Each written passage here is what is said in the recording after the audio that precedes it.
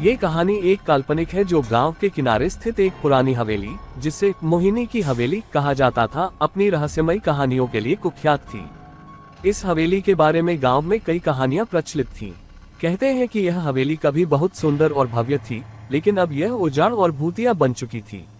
इस हवेली के बारे में कहा जाता था कि यहाँ एक सुंदर युवती की आत्मा रहती है, जिसका नाम मोहिनी था। मोहिनी की कहानी भी उतनी ही रहस्यमयी थी जितनी यह हवेली। वर्षों पहले मोहिनी इस हवेली की मालकिन थी। वह बहुत सुंदर और भोली भाली थी। उसकी शादी एक धनी व्यापारी से हुई थी, जो इस हवेली का मालिक था। शादी के कुछ ही दिनों बाद मोहिनी की संदिग्ध परिस्थितियों में मौत हो गई। कुछ लोग कहते थे कि उसके पति ने ही उसे धोखा दिया और हवेली के खजाने के लिए उसकी हत्या कर दी। वहीं कुछ लोग मानते थे कि मोहिनी ने आत्महत्या की थी, क्योंकि उसका पति किसी और से प्यार करता था और मोहिनी के साथ धोखा किया था। किसी को नहीं पता कि सच क्या था, लेकिन मोहिनी की मौत के बाद से हवेली में अजीब अजीब घटनाएं होने लगीं। गांव वालों का मानना था कि मोहिनी की आत्मा को शांति नहीं मिली थी और वह बदला लेने के लिए इस हवेली में भटकती रहती है। हवेली के पास जाने की हिम्मत कोई नहीं करता था और रात के अंधेरे में तो कोई वहां का नाम भी नहीं लेता था। गांव के बुजुर्गों ने कई बार युवाओं को चेतावनी दी थी कि वे हवेली के पास न जाएं, लेकिन जैसे जैसे वक्त बीतता गया, नई पीढ़ी ने इन कहानियों को अंधविश्वास मानना शुरू कर दिया। भाग 2। नए आगंतुक। एक दिन शहर से एक परिवार गांव में रहने के लिए आया। राजेश, उसकी पत्नी सुनीता और उनकी 10 साल की बेटी नंदिनी। राजेश एक प्रख्यात लेखक था और उसने गांव की शांतिपूर्ण जिंदगी में अपनी नई किताब लिखने का फैसला किया। उन्होंने गांव में जमीन खरीदने की बजाय हवेली को किराए पर लेने का निर्णय लिया। जब उन्होंने हवेली के बारे में सुना तो उन्हें लगा कि यह जगह उनके लेखन के लिए बिल्कुल सही रहेगी। गांव वालों ने राजेश और उसके परिवार को हवेली में न जाने की सलाह दी, लेकिन राजेश ने उनकी बातों को अंधविश्वास कहकर टाल दिया। उन्होंने सोचा कि यह सब गांव वालों की कहानी गढ़ने की आदत है और इस तरह की डरावनी कहानियों का कोई वैज्ञानिक आधार नहीं होता। राजेश का परिवार हवेली में आकर रहने लगा। हवेली बहुत बड़ी थी और उसमें कई कमरे थे। सुनीता को शुरुआत में ये जगह थोड़ी अजीब लगी, लेकिन उसने सोचा कि नई जगह का असर हो सकता है। नंदिनी तो बहुत खुश थी, क्योंकि उसे बड़ी हवेली में खेलना और घूमना बहुत पसंद था।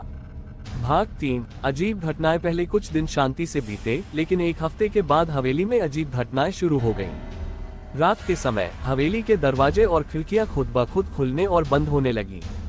हवेली में कभी कभी सीढ़ियों पर किसी के चलने की आवाजें आती, जबकि वहां कोई नहीं होता था।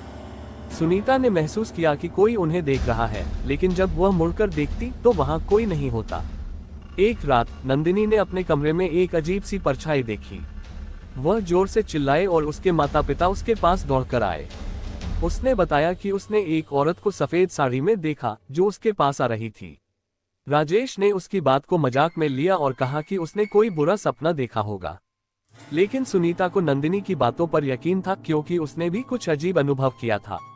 अगले दिन सुनीता ने राजेश को हवेली के बारे में बताया कि वह भी कुछ अजीब महसूस कर रही है। राजेश ने हंसते हुए कहा, ये सब तुम्हारा मन का वहम है, तुम लोग बहुत डरपोक हो।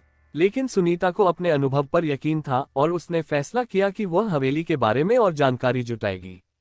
भाग 4। हवेली का रहस्य। सुनीता ने गांव के एक बुजुर्ग से मुलाकात की, जिसने उसे हवेली की कहानी सुनाई।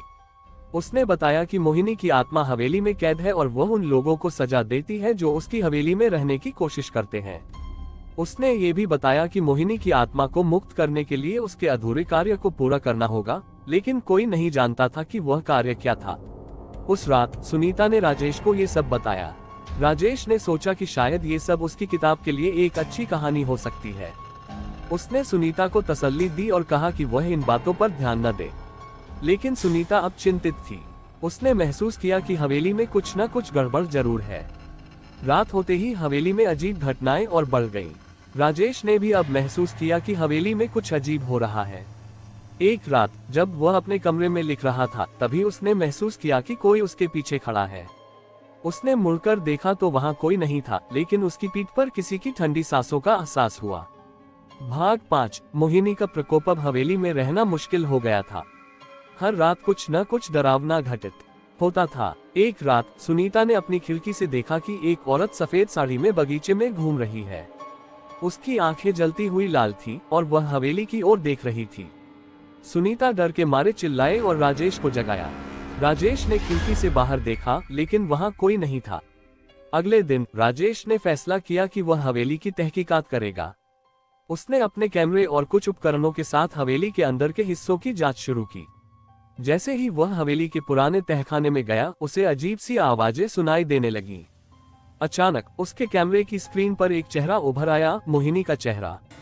वह जोर से चीख रहा था, यह मेरी हवेली है, यहाँ से चले जाओ। राजेश घबरा कर बाहर भागा और सुनीता को लेकर गांव के मंदिर में गया। वहां उन्होंने पंडित जी से अपनी समस्या बताई।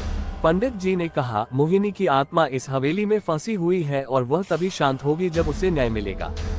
उसकी हत्या उसके पति ने की थी और जब तक उसकी आत्मा को न्याय नहीं मिलेगा, वह ऐसे ही भटकती रहेगी। भाग 6, आत्मा की शांति के लिए योजना। पंडित जी के सुझाव पर राजेश और सुनीता ने मोहिनी की आत्मा की शांति के लिए पूजा अर्चना करने का निर्णय लिया।